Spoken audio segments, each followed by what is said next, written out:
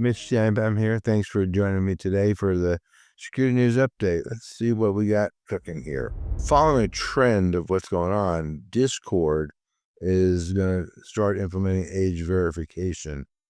So what they're going to do, and they're going to start rolling out in March, what they're going to do is if you don't verify your age, then they're going to put you in what's called a teen appropriate experience, which means no adult content. I don't know what else, but basically it's kind of a scaled down version.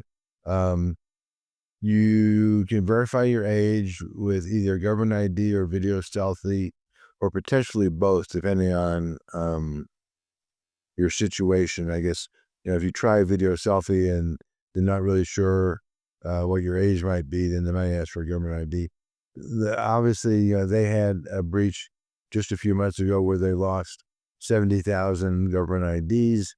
This time they say they're not doing the verification themselves. They've hired a third party to do it, so that means that the third party would have to have a breach. And of course, as you well know, I've never talked about third party breaches in this forum before, like all the time. So, but they claim that they're going to go off and delete if you get uploaded IDs quickly, in most cases immediately after the age confirmation. Obviously, if these IDs are not sticking around, it does make it harder to breach for sure. But it also means that the age of internet anonymity is pretty much gone.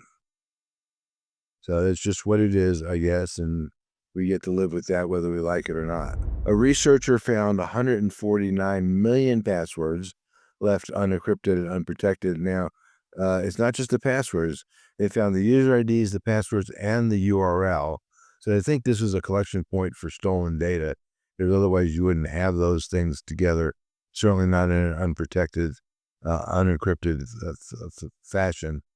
Amongst the 149 million identities was 48 million Gmail accounts and 17 million Facebook logins. So that's just obviously just a piece of it. In the AI world, we could talk about a lot, but I'm just going to talk about one. An AI code bot got vindictive after the human code maintainer in GitHub declined to go off and implement the bot's code suggestion. It wrote a hit piece, the bot did, published it on social media against the human code maintainer, trying to damage the guy's reputation.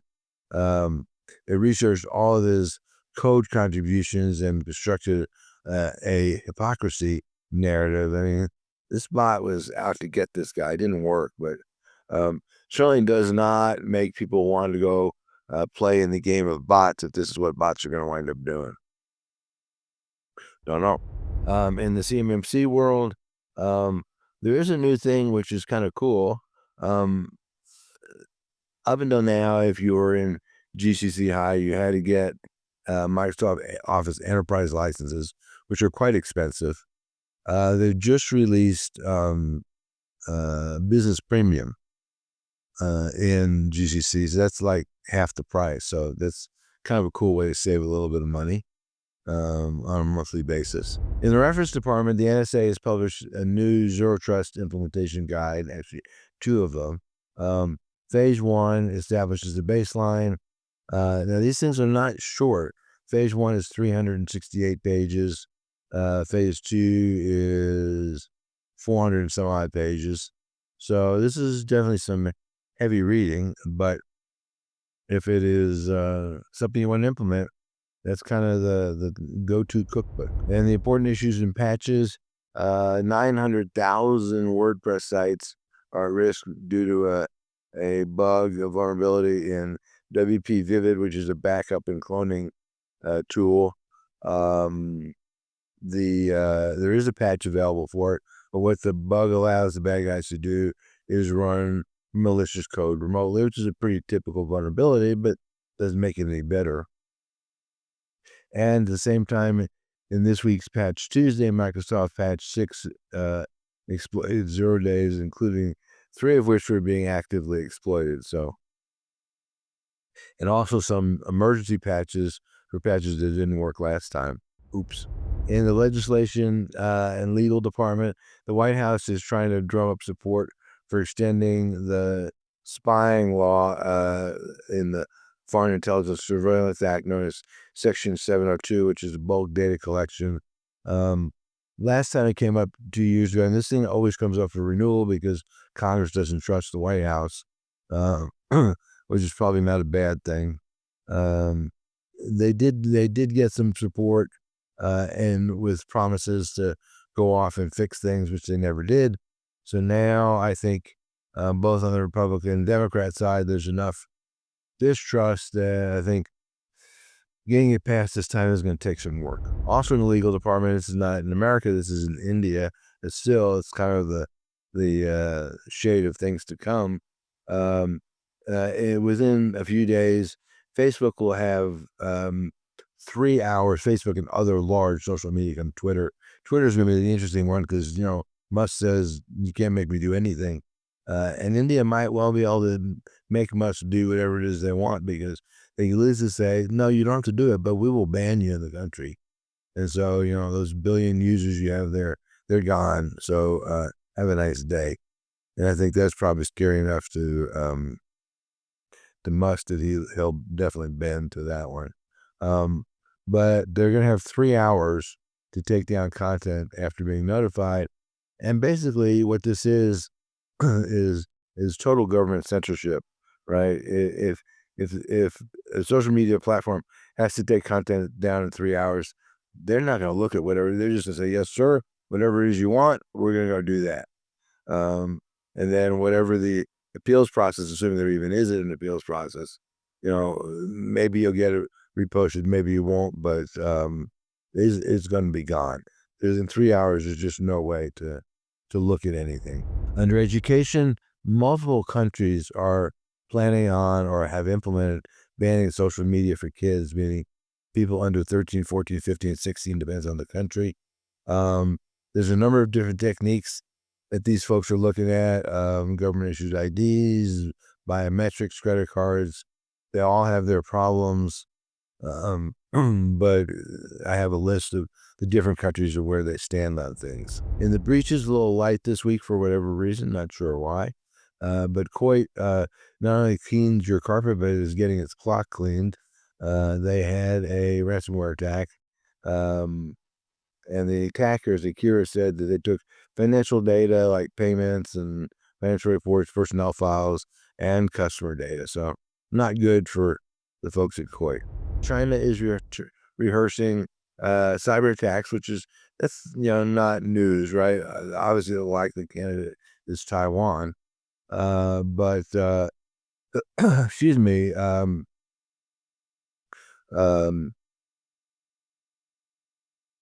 Sorry, lost my train of thought.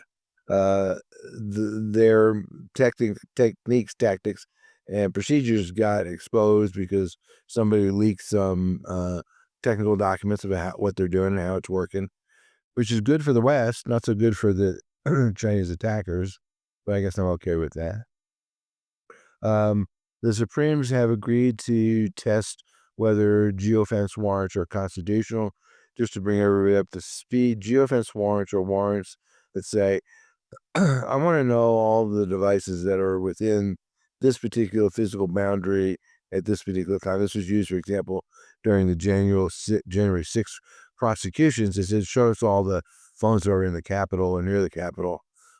And needless to say, some people are skeptical of whether that's constitutional. So we'll see what the Supremes say. Poland's energy sector was hit by a cyber attack. It was successful. They went after the operational technology networks, not the IT networks, not the office networks, but actually the part of the network that runs the lights and the power and whatever. So that's not good.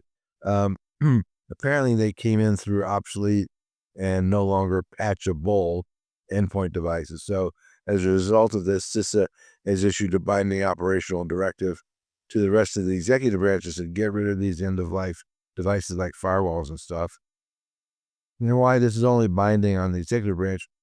Probably a good idea for you too. So you might want to look, and of course, the biggest place where all these end-of-life devices are aren't people's homes. I mean, that's just the reality of it, unfortunately.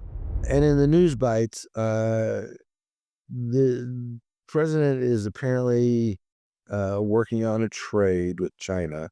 So you may remember that he said China Telecom is a spy organization, and he said TP-Link is spying on Americans, but he's apparently perfectly willing to allow China to spy on us as long as he gets something in exchange for that. Uh, it's not clear what he's going to get, but they put those bans on hold. He's supposed to meet with the Chinese premier in April, and he desperately wants to come back with some kind of win. So he's willing to trade the safety and security of national defense to get something, not sure what, back from China. Microsoft, this is big news. Microsoft is beginning a secure boot security update for Windows. Now, for a lot of people, it's going to be transparent. There is a key, an encryption key, buried deep inside of Secure Boot that has been around for 15 years. It's now expiring, and different keys will expire, I think, between June and October, maybe. But they've got to be updated. Some machines will require firmware updates. Some machines, different machines will require different things. And here's the challenge. If you don't get these updates for whatever reason, and you try to install new software, which requires signed drivers, and the software vendor has updated their software, but you haven't updated your firmware, the driver install will fail. So this is not one of those things that you can just ignore, because sooner or later, you're going to have a piece of software that you're going to need to install, and you won't be able to. Not clear how you're going to know whether that's expired, or maybe as we get closer to June, Microsoft will maybe release a utility will tell you whether you've got the updated signing key or not. I don't know. Ring and Flock had agreed to share surveillance data.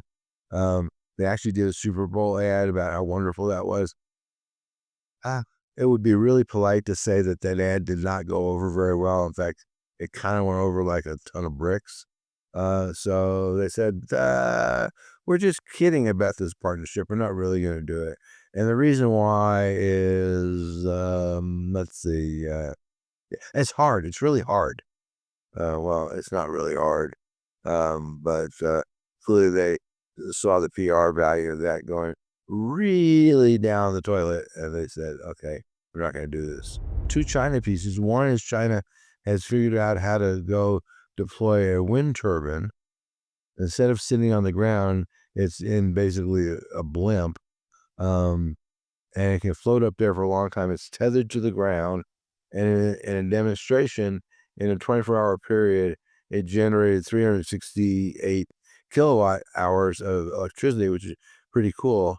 And since it's floating at a mile up in the air, you really can't see it. So the president, who thinks windmills are ugly, won't be able to see this windmill, and maybe he'll get over that and think wind power is okay. But it might be an interesting way to power data centers. Also, and this is also China, they've demonstrated how to extract uranium from seawater. There's kind of a lot of seawater out there, and it continuously refreshes the uranium in the water because it comes from natural sources in the rock under the oceans.